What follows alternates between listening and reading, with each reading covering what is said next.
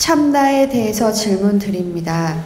스승님께서는 명리 공부와 관련된 도원 강의 906강에서 참나를 사과 씨로 비유하시며 설명해 주셨습니다. 스승님 답변 중에 영혼, 참나를 정확히 알면 원을 이룰 수 있다라는 말씀 중 참나를 아는 것과 원이 이루어지는 원리가 어떤 식으로 연관성이 있길래 참나를 정확히 알면 모든 원을 이룰 수 있다고 말씀하셨는지 언뜻 이해가 가지 않았습니다. 이 부분에 대해 쉽게 풀어주시면 감사하겠습니다.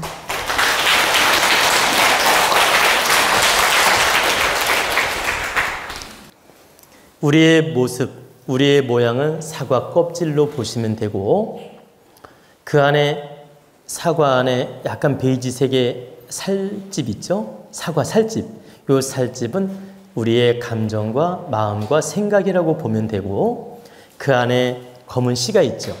이건 참나라고 보면 된다. 그리고 검은 씨앗을 딱 깨면 하얀 게 나와요. 그게 진정한 내 참모습 참나다. 근데 우리가 참나를 찾아가면 뭐든지 이룰 수 있다는 뜻은 내 분수에 안 맞는 것이 다 이루어진다 이 말이 아니고 내 질량에 맞는 건 원하는 대로 이루어진다라는 겁니다. 참나를 찾아가면 왜 그러냐? 내 진정한 내 참나, 이 진정한 본성, 이 진정한 천성, 이것은 하늘에 맞닿아 있기 때문에 가능한 거예요. 한번 잘 보세요. 우리는 내면의 영혼을 천성이라고 표현도 하고 참나라고 표현도 하고 자성이라고 표현도 해요. 근데 천성이란 말은 하늘이 본질적으로 내려준 성품을 천성이라고 하는 겁니다. 그게 바로 나의 참나고 나의 본질적 영혼의 기운이다. 그러면 내 본질적 영혼의 기운은 지극히 깨끗하고 맑고 하늘의 마음이에요. 하늘의 기운이고 즉 대자연과 하나 된 기운이 참나예요.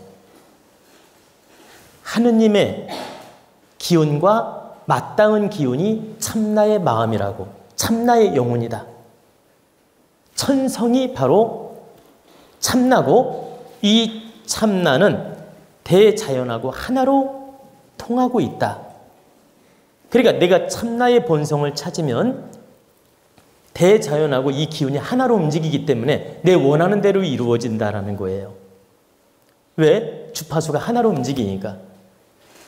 대자연은 나를 도울 수밖에 없는 거예요. 왜?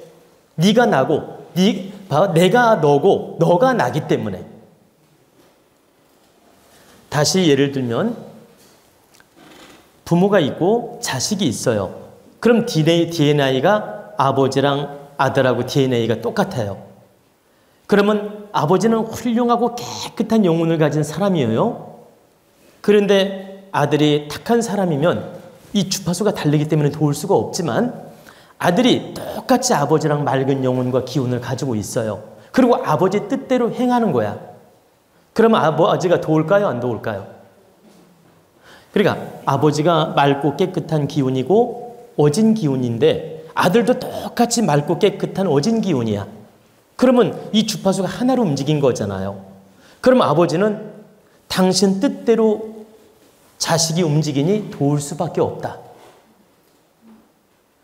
여러분 의식대로 자식이 들어주기만 돕고 싶지요? 맞잖아요. 그것처럼 이 대자연은 우리의 부모예요. 이 대자연은 우리의 부모님. 이 하나님은 우리의 부모님이다.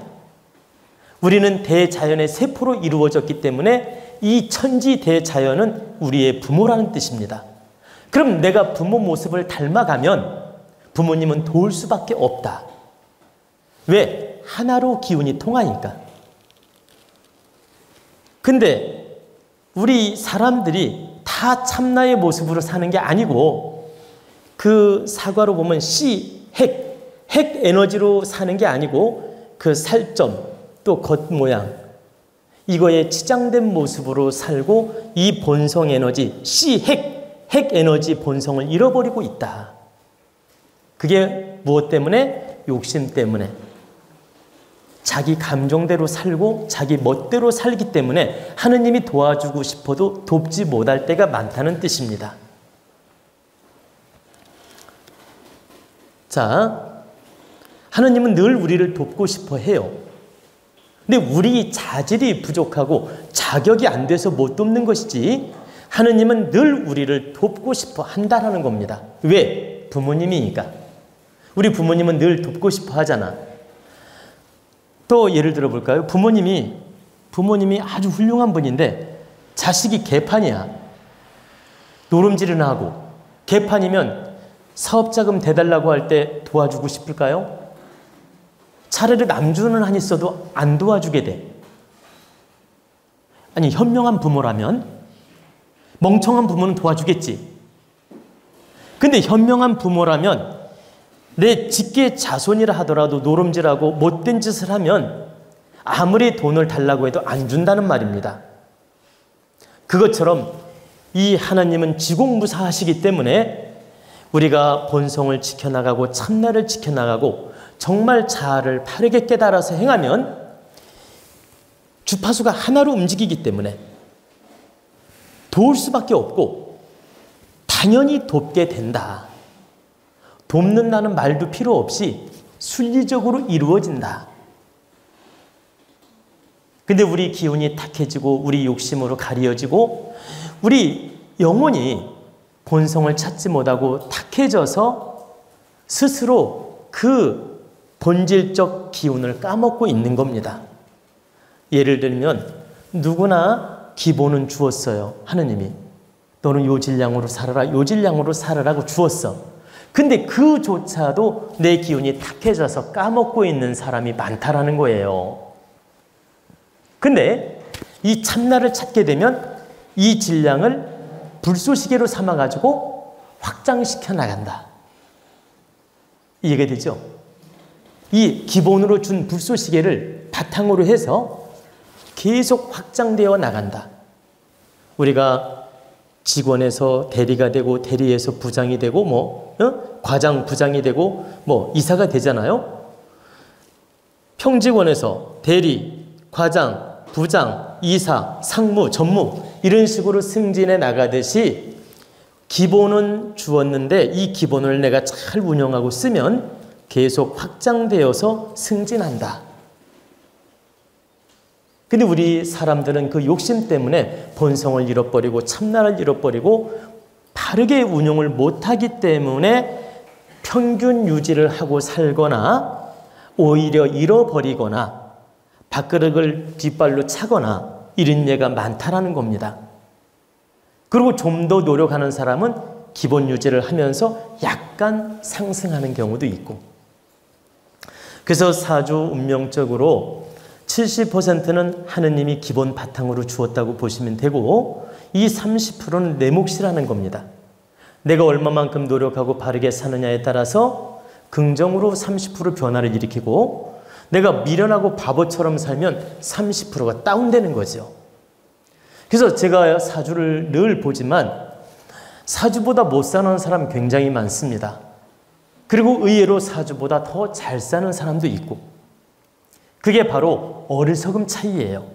현명함의 차이. 현명하고 지혜로운 사람은 70% 바탕에서 30%를 뛰어넘어 가지고 긍정으로 가고 미련하고 어리석고 못난 사람들은 이 70 기본을 주었는데 오히려 까먹고 살더라 이 말입니다. 여러분이 그래서 반드시 공부하고 지혜로워져야 됩니다. 여러분이 단편적 하나만 예를 들어 볼게요. 집을 짓고 사는데 무식한 사람은 개울가에 집을 짓든 산 밑에 집을 짓든 문이 어디로 나든 아무 생각이 없어. 산을 쳐다보고 거꾸로 집을 지어도 아무 생각이 없다라는 거예요. 아무렇게나 잠잘 곳만 만들어 놓으면 되는 줄 안다 이 말이야. 이렇게 무식하면 그렇다는 거예요. 근데 여러분이 좀 깨어있고 유식하면 어떻게 할까요? 아, 배산임수로 집을 짓는 게 좋겠구나. 또 내가 모르면 이 아는 분한테 자문이라도 받아. 그리고 대문은 어디로 내는 게 좋은지 자문이라도 받는다. 그래서 현명한 집을 짓게 되고 현명한 삶을 추구한다.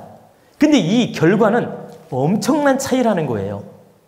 미련하게 집 짓고 미련하게 대문을 내고 아무렇게나 집 짓고 사는 사람하고 현명한 지혜를 가지고 집을 짓는 사람은 그 결과가 엄청 차이라는 거예요.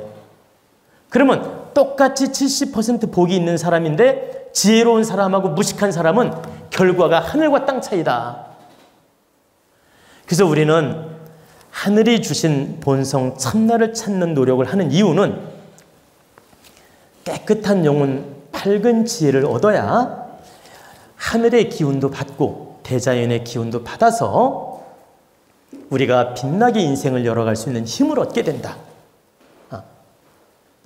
또 이 영혼기가 맑아지면 지혜가 열리고 바른 분별력이 생긴다. 또한 이 영혼기가 맑아지면, 이 본성이 맑아지면 모든 대자연과 호흡을 같이 하면서 하나가 된다. 대우주가 나와 하나가 된다는 뜻입니다. 그래서 원하는 대로 이루어진다. 내 그릇만큼은 원하는 대로 이루어진다는 뜻입니다.